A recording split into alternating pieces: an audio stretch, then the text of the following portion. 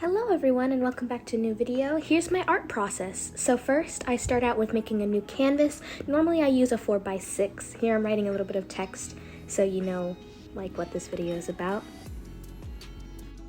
The first thing I do is set my canvas to a color. Normally it's blue just because I like blue. And over here I'm going to be using the default Narinder pencil, as you can see on the screen. And I am using Procreate, the full version, on an Apple iPad Mini 6, or Generation 6, and using an Apple Pencil Generation 2. So I go through a lot of sketching phases and just to see what works, what doesn't work. For this piece, I drew for a while before I decided on an idea, and you will see eventually what it develops into.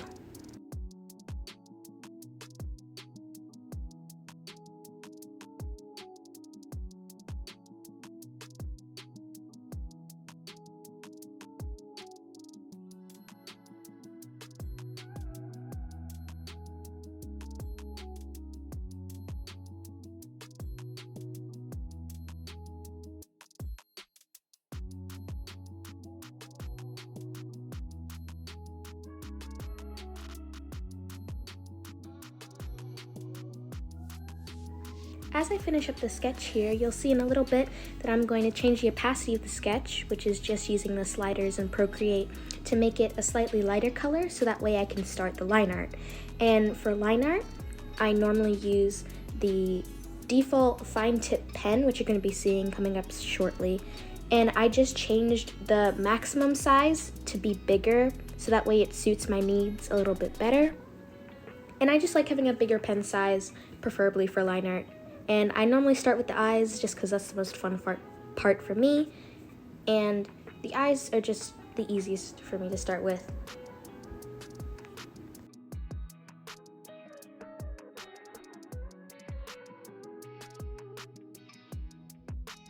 After going around the eyes, I start inking and lining all of the other parts of the line art. Sometimes I make multiple layers, sometimes I ever so slightly change it from my sketch. As you'll see here, I'm adding an earring and that wasn't originally in the sketch. I add details, maybe skip some details. Sometimes I make new layers to put on details that I've forgotten or I'm not sure if I want in the line art. Later you'll see that I actually forget to do the roses for this piece, so we'll have to come back and do those later.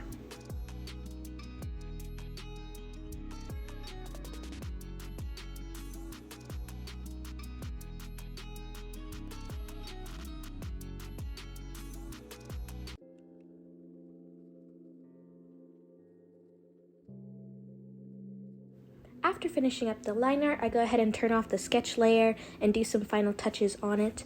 And I also take the liquify tool and Procreate just to fix a few things that I think the drawing looks off center or if there isn't certain proportioning that I'm happy with.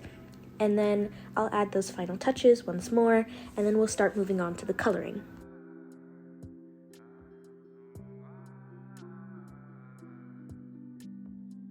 Now we move on to the coloring. I set the background to a more appropriate color. Normally when I set the blue, it's just a default color that I'll normally change later if I feel like the piece suits it.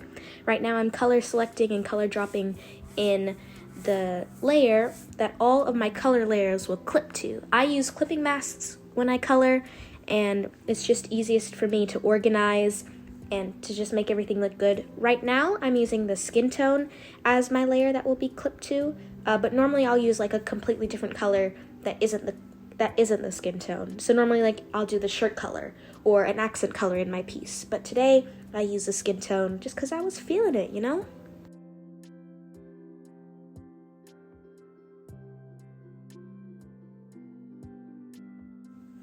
As I'm finishing up coloring the base color, I'm going to talk to you about clipping masks, which you'll see very shortly. Clipping masks are used to basically stay in your figure once you've colored it, but on a new layer. So I make a new layer, and I click on the layer, and then I make it set to my base color, which is a skin tone currently.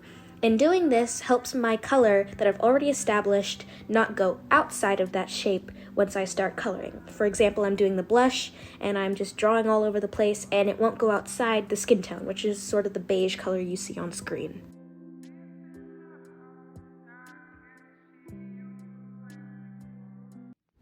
You'll also see here, this is when I realized that I didn't put in the rose petals in her hair, so I went back to the line art and I also set the background to a pink so it was easier to see my line art, because my line art is normally never black.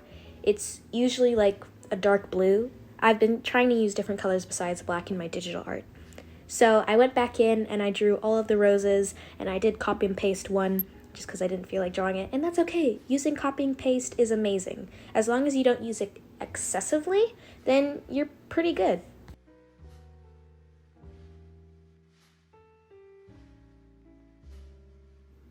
So now I'm going to be doing the multiply layer in order to start the shading for the skin tone. Sometimes I shade by hand and just color pick the color I think is best, but for right now I just made a new clipping layer that's clipped to my base color still, and I selected it to be multiply, which is the top option in Procreate. I believe it's also the top option in Ibis Paint as well.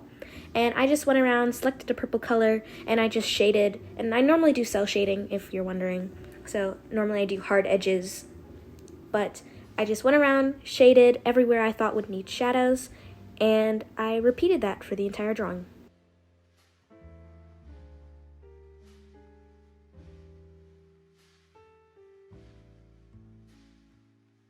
Now it's time to start coloring all the other pieces in this art piece.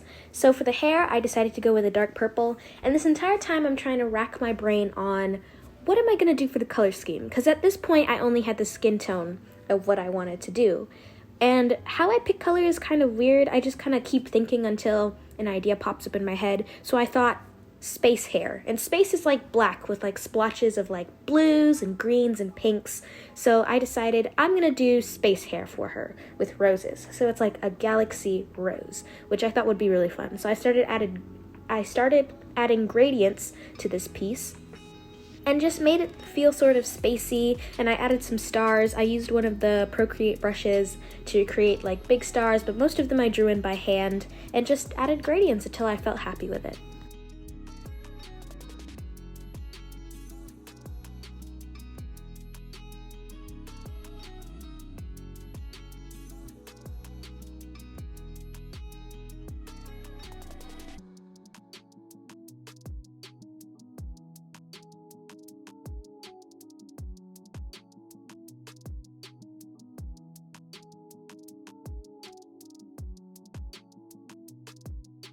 Now it's time to start on the roses. I make this layer separate from the clipping mask, which, if you remember, was originally her skin tone, and I just fill them in with the dark red color, and I do all of the shading of the roses by hand. Normally I select a base color, then I select a shadow color, normally in the more purpley sort of side. Then I go around shading where I think it needs it, then I add a blue color, just straight blue, and I add it in just to see how it would look as a fun pop of color. And then I go ahead and add a highlight, which is normally a bright red, just to seal the deal.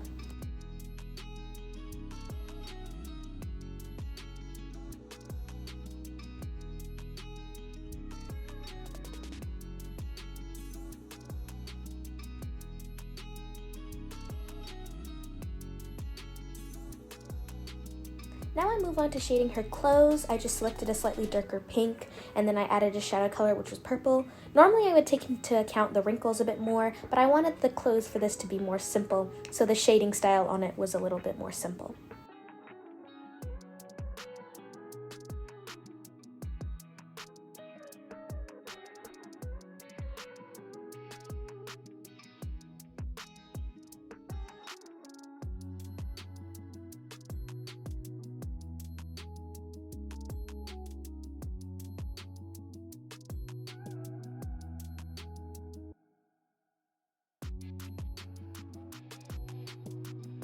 Now for the final touches. For the line art, I clean up and erase any parts that I don't believe belong. For the coloring, I go back and color anything that I thought that I missed. I also clean up the edges.